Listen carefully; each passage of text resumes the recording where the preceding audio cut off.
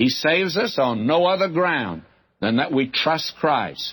God is in danger of impugning His own justice if the penalty is not paid. He's not going to open the back door of heaven and slip sinners in under cover of darkness, and He's not going to let down the bars of heaven to bring you in, my friend.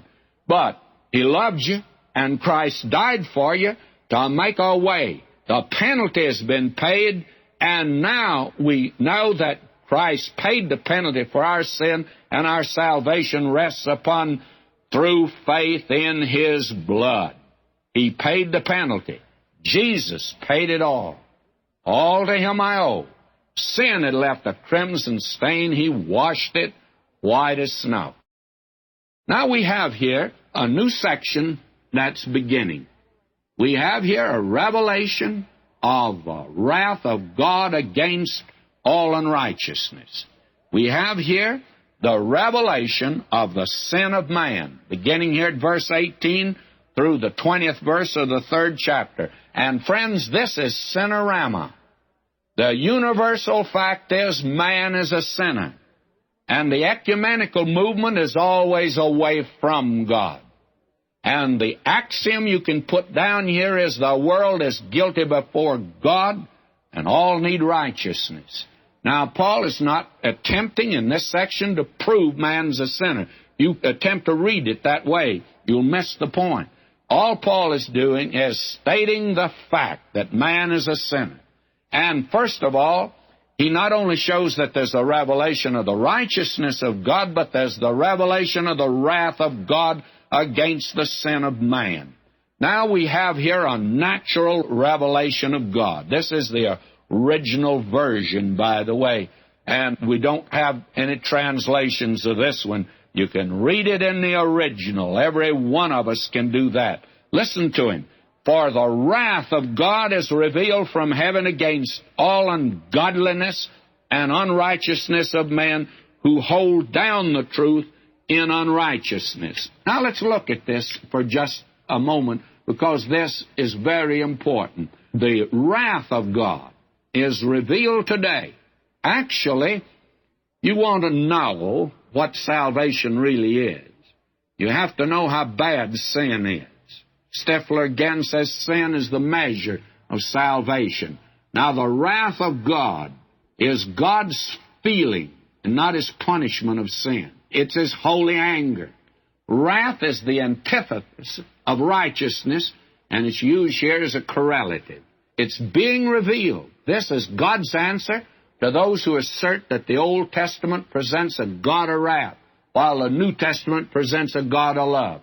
There is a continuous revelation of the wrath of God, both in the Old Testament and in the New Testament. It's revealed in our contemporary society. This is God's constant and insistent displeasure with evil. He changes not.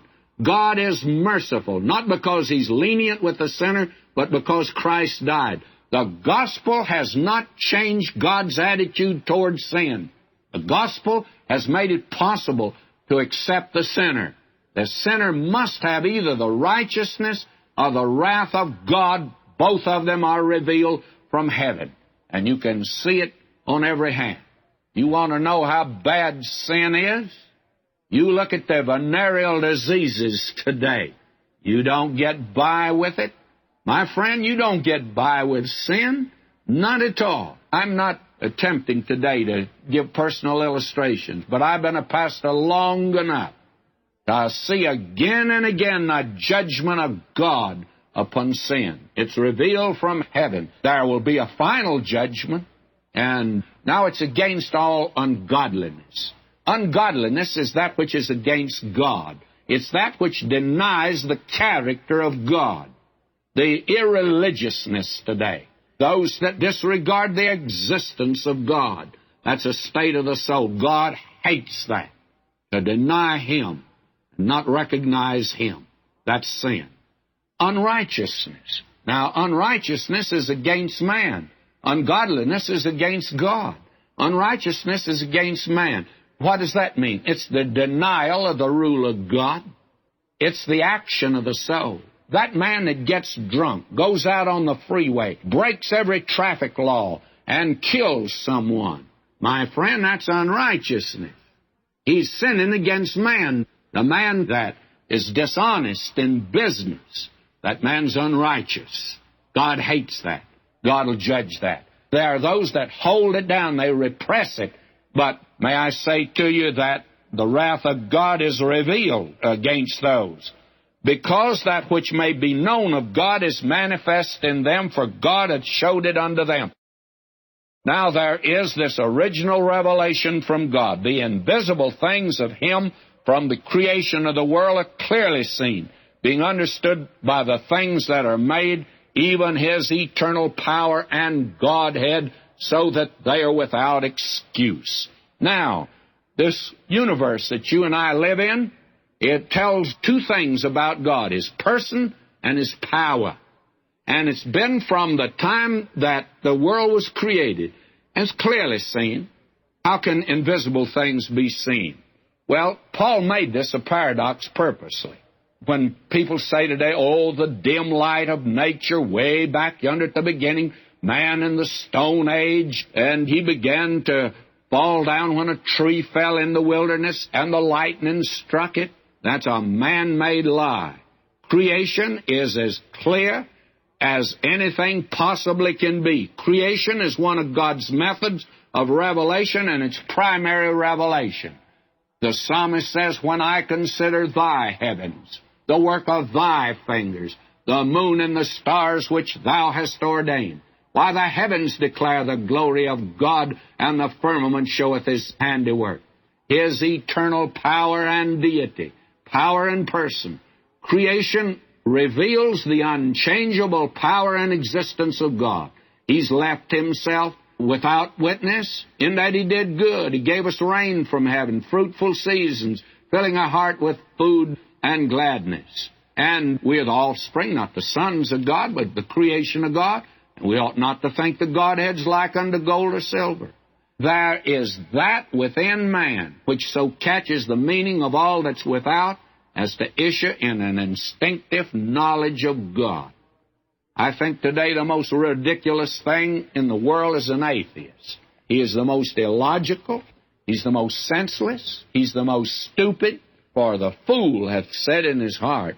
That word fool means insane person. You're insane when you deny the existence of God.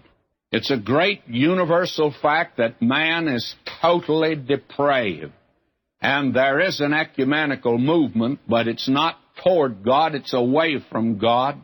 And the whole world stands guilty before God, and all need righteousness which they cannot supply at all. You see that God cannot save man by perfection because man can't present it. And He can't save man by imperfection because He is holy. So God has had to step in and provide man a salvation. The question is, does he need it? And Paul puts down here these basic facts that man is a sinner before God.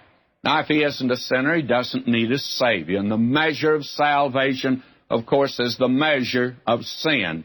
And it's what you think of yourself that'll determine what you think of Christ.